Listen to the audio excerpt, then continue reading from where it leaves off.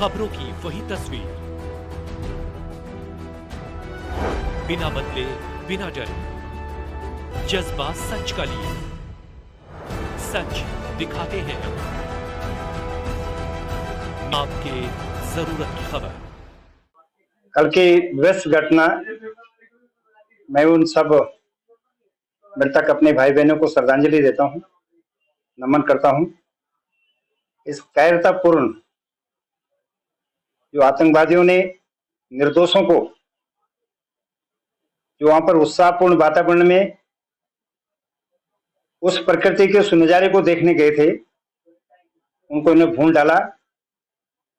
ये इंसान के रूप में राक्षस थे, मैं उनकी भर्त्सना करता हूं।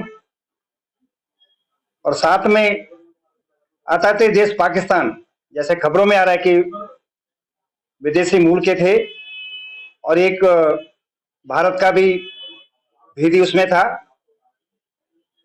मैं तो भारत सरकार से मांग करूंगा, जितना जल्दी हो, जितनी फोर्स चाहिए, अगर हम लोगों को भी चाहिए, आम पब्लिक को चाहिए, हम भी आने को तैयार बैठे हैं।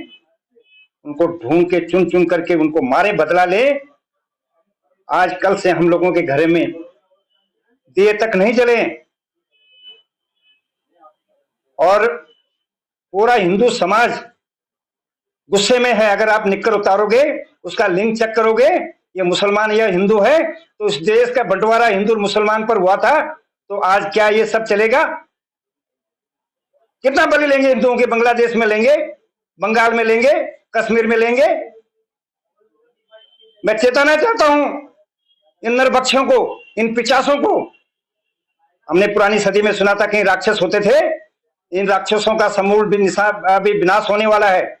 अगर किसी गरीब को सताएंगे, निर्दोष को सताएंगे, बिना हथियार वाले को सताएंगे, तो इनके साथ वही होगा न्याय जो इनको मिलना चाहिए। और भारत सरकार तुरंत कदम उठाए, अताए तेज पाकिस्तान का समूत नक्शे से मिटा दे। और अगर हमें सीख लेनी है तो इजराइल से लें। इजराइल के कुछ लोगों को बंधक बना दिया था, हम तो कम से कम 40 साल से सजा भुगत रहे हैं। पाकिस्तान आ करके कश्मीर का राग निकाल करके, और यहाँ पर जो संपोले बैठे हुए हैं, इन संपोले उनको दूध पिला रहे हैं। उन संपोलों को भी, कश्मीर इस देश का ताज है, कश्मीर हमारा है। संपूर्ण पाकिस्तान वाले सुन लें, और इस देश के अंदर जो भेदिए बैठे वो सुन ले कि भारत का एक बच्चा बच्चा हिंदू जब सड़कों पे निकलेगा तो संपूर्णों का फन कुचला जाएगा। ये आज मैं यहाँ से घोषणा करता हूँ। अच्छा सर, कहीं ना कहीं बात की जाए, जिस तरीके से आतंकी भारत में घुस जाते हैं और अपनी घटना को अंजाम देकर चले जाते हैं, कहीं ना कहीं मोदी सरकार का भी इसमें फेलियर नजर आ रहा है। सरकार का फेलियर कहीं नहीं आ रहा है। वहां पर केंद्र शासित राज्य बना हुआ था, एक भी घटना नहीं हुई थी। ये सो कोर्ट जो यहाँ पर बैठे हैं, उन्होंने आवाज उठाई, हंगामा किया, कोर्ट गए कि वहां पर चुनाव होने चाहिए। और प्रजातंत्र तरीके से जब वहां पर चुनाव हुए तो वहां का मुख्यमंत्री सो रहा है क्या? उसने उसके एलआई कहे, लोकल इंटेलिजेंस कहे उसकी? जब वहां पर पिकनिक स्पॉट था तो वहां के पुलिस, जेएनके की पुलिस क्या करती? क्यों उनको प्रोटेक्शन नहीं दिया? मुझे लगता है सब घालमेल है इन लोगों का।